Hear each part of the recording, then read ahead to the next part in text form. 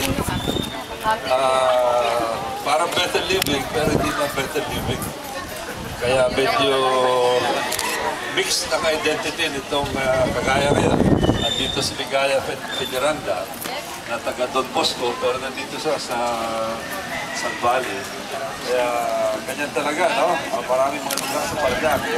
Ang tulad ng San Martin de Porres.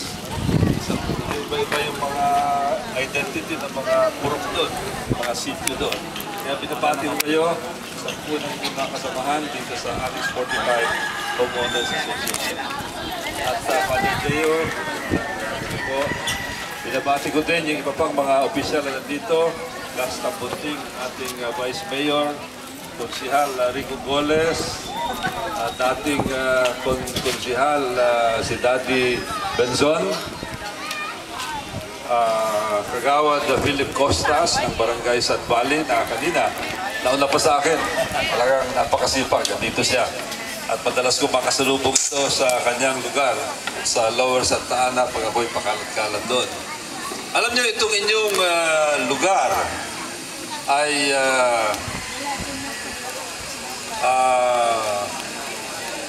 sabi ko nga, medyo naiba ng konti. Merong request na ang Annex 45 Homeowners Association sapagkat ako'y nakapag-meeting sa kanila mga ilang linggo na nakararaan para magkaroon ng covered court o Coliseum. Kaya lang medyo nahuli, no? Nahuli. Yung pondo ko naubos na kung sila ay lumapit. Kaya kung ako'y pala rin na makabalik bilang congressman ng Parañaque, makakaasa kayo na sa unang programa ko, bibigyan natin ng mataas na priority itong inyong lugar. Maganda dito, sarap ng hangin dito. Sarap ng hangin, parang tayo nasa bukid dito sa inyong lugar. At magandang tayuan talaga ng Coliseum ito. Alam nyo, itong Barangay San Valley, pagkaman marami sa inyo talaga hindi napapadpad doon sa kapila. Mas madalas kayo sa Doña Soledad. Ang Barangay San Valley, ito nandito si Kagawad Philip. Pag sinabi ko magpapagawa si Congressman Goles ng Coliseum sa inyong lugar na Barangay San Valley, kung titignan nyo ang record ni Congressman Goles sa Barangay San Valley, makikita nyo na medyo marami na yung napagawa ko. Ilan na, Philip? 7. Nauna yung Lower Santa Ana, yung Cul-de-Sac. Pagkatapos yan, sinundan ng Parkview at Countryside. At natapos yung Riverside. At habang tayo nagsasalita ngayon, ginagawa ang Coliseum sa Camatchili. At yung sa San Valley Elementary School. Pero sabi ko nga, medyo malayo sa inyo yung lugar na yun. Hindi nyo nalalaman kung nangyayari doon. At itong mga batang ito, ang iba sa inyo siguro, kung hindi kayo nag-aaral sa San Valley, kundi dito sa Barangay Don Bosco kayo nag-aaral, o kaya baka sa Moonwalk, saan kayo nag-aaral? F. Serrano. Yan, sa F. Serrano. Yung mga ibang no?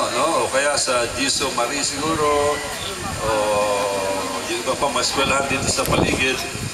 Dito naman sa F. Serrano, halos lahat po ng building ng F. Serrano Elementary School ay naging proyekto ni Congressman Goles. Kaya itong mga batang ito ay dumadaan at gumagamit ng mga facilities na naging napinalad ako na maging proyekto ko. Nung una ako maging kongresista, itong Doña Soledad, halos gitna lamang nadadaanan. Halos 2 lane lang ito ang semento.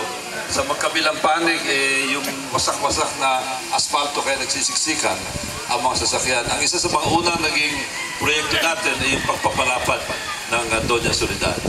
Noong una din, kung kayo pupunta sa may airport, either papasok kayo ng multinational o kaya iikot kayo dito balik sa may service road. At sa aking paikibugnayan, sa marami dito, kahilingan ng marami dito, naging proyekto din natin yung tulay doon sa E. Rodriguez na lumulusot sa Kaingin. At kung matuloy na itong C5, doon din, maaari kayo lumabas doon. punta ng San Dionisio, punta ng Las Piñas, o kaya dire-diretso papunta ng airport. Kaya marami na rin naging proyekto si Congressman Goles dito sa inyong lugar, dito sa San Valley, sa pamamagitan ng proyekto ko sa Barangay Don Bosco na kayo na ikinabang. Marami rin sa inyo. Madalas ko makasabay sa Jollibee. Meron mga madalas ako doon, yan ang tambayan ko, o kaya sa Chowking. Ayan, sabi na Aida, Chowking. Kanina lang, nasa Red Ribbon ako. Isa rin yan sa mga istampayan natin. At paminsan-minsan sa Little Quiapo at sa Lolas. Nakakasabay ko rin kayo sa Lolas. Kaya ako po'y umaasa na sa mga darating na buwan, kung ako'y palarin na muli makabalik bilang inyong congressman, magkakaroon tayo ng magandang proyekto dito sa Annex 45 para magkaroon ng magandang pasilidad. Kung ako po'y palarin na muling makabalik bilang congressman.